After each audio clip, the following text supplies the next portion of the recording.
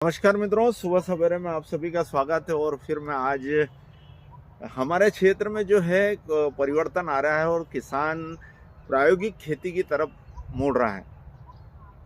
इसके पहले भी मैंने एक पपीते के बगीचे का ही खेत आपको दिखाया था, जिसमें उस किसान ने जो है वो रिटायरमेंट के बाद मात्र 3 एकड़ ज़मीन खरीदी और 3 एकड़ ज़मीन में उसने किस तरह से खेती करी। मेरा प्रयास जो रहता है कि मैं अपने कुछ अनुभव, कुछ दृष्टांत के माध्यम से आप लोगों के बीच में पहुंचूं और आप सभी के बीच में कोशिश है कि कुछ न कुछ जागरूकता आ जाए। मेरा प्रयास यही है कि सोशल मीडिया पे मेरा काम करना या मेरी पत्रकारिता तभी सार्थक है कि मेरे प्रयासों से और मेरी जो मंशा है उससे कोई एक व्यक्ति अगर प्रभावित होकर के उसके जीवन में सुधार आया तो ये मेरे लिए सबसे बड़ी पूंजी है।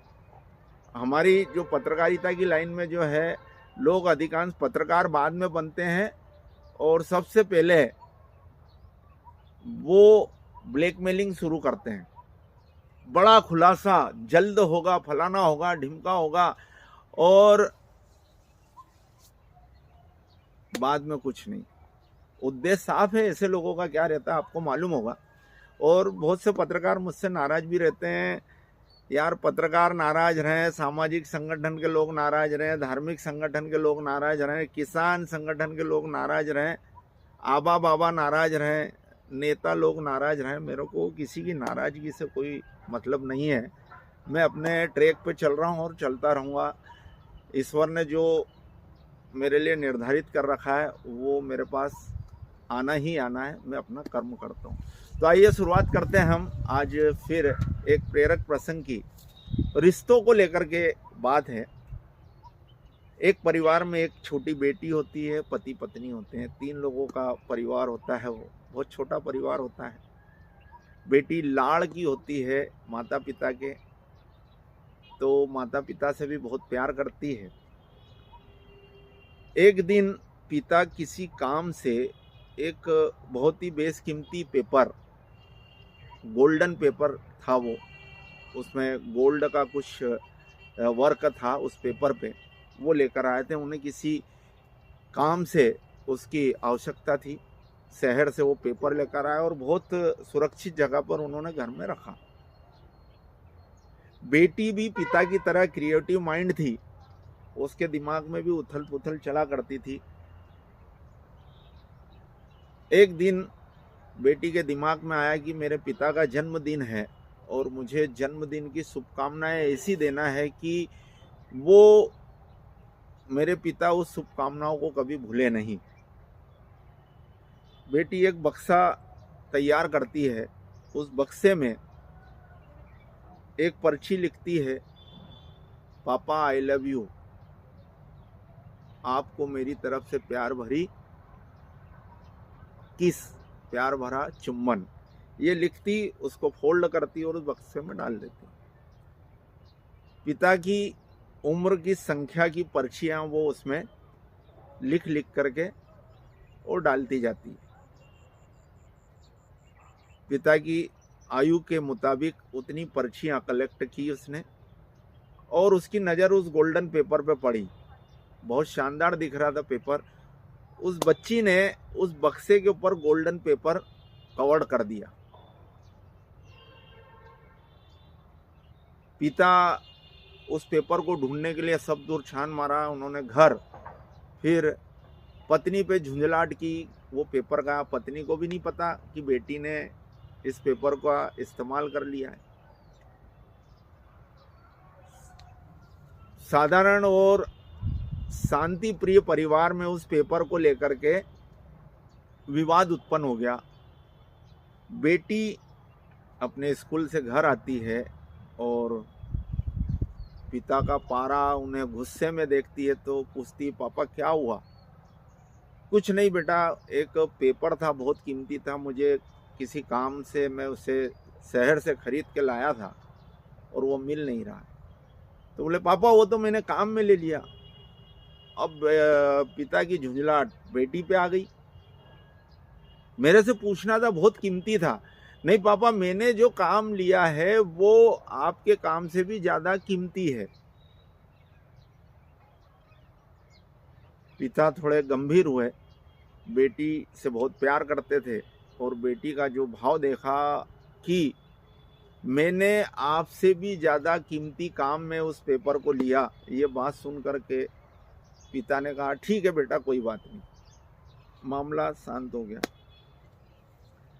जन्मदिन आया,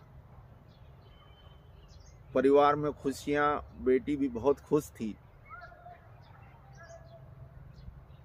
और बेटी ने जो बॉक्स था वो एक सरप्राइज बतौर रख रखा था। लेकिन अचानक स्कूल से घर आते समय एक्सीडेंट हो जाता उस बेटी का और एक्सीडेंट में उस बेटी की मृत्यु हो जाती है। वो परिवार अचानक गमगीन हो गए, पति पत्नी दोनों। अब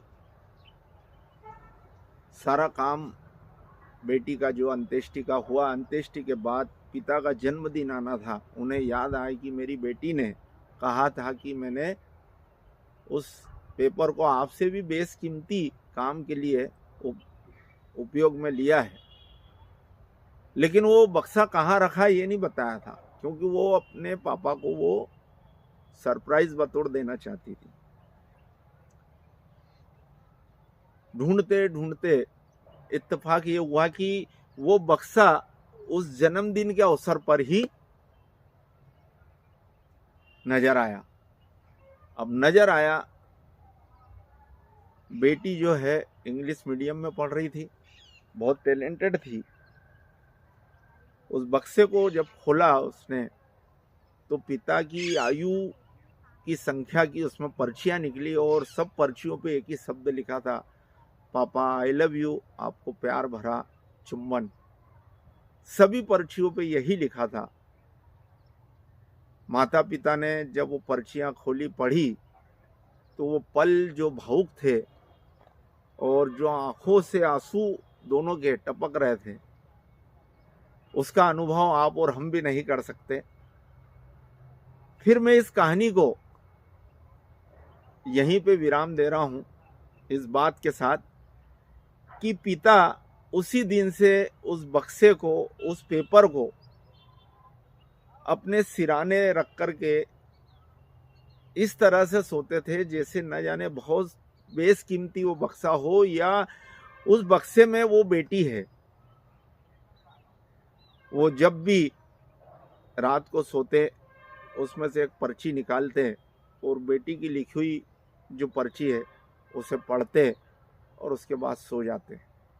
ये क्रम लगातार चलता रहा, लेकिन अब मैं इसको आगे परिणाम की तरफ नहीं लेके जा रहा हूँ। परिणाम के लिए आपको मैं ये बात कहता हूँ कि आप अपने विवेक से बताएं कि इस कहानी का सार क्या है। क्योंकि होता क्या है कि सारी चीजें हम बता दें तो उसका जो एक उद्देश्य रहता है वो ख़त्म भी हो जाता है और उसके बाद आप लोग भी उसको उतने इंटरेस्ट से नहीं पढ़ पाते। तो ये ट्विस्ट होना बहुत ज़रूरी है। मैंने आप सभी लोगों से जुड़ने के लिए ये इस तरह से कि कोई भी दृष्टांत उसको आपके ऊपर निर्णय दिया कि ये जो मैं बताने चाह रहा हूँ उससे आप क्या समझ रहे हैं। ये आपकी और मेरे बीच में कनेक्टिविटी बनी रहेगी, इसलिए ये प्रयोग मैंने आपके सामने किया है। मिलते हैं फिर और किसी वीडियो के साथ, फिर और कहीं ऐसी ही जगह पर जहां आपको सुबह सवेरे में आपकी आंखों को भी उतना ही जो है खुशनुमा लगे माहौल और आपकी सुबह बहुत ही शानदार तरीके से हो। नमस्कार।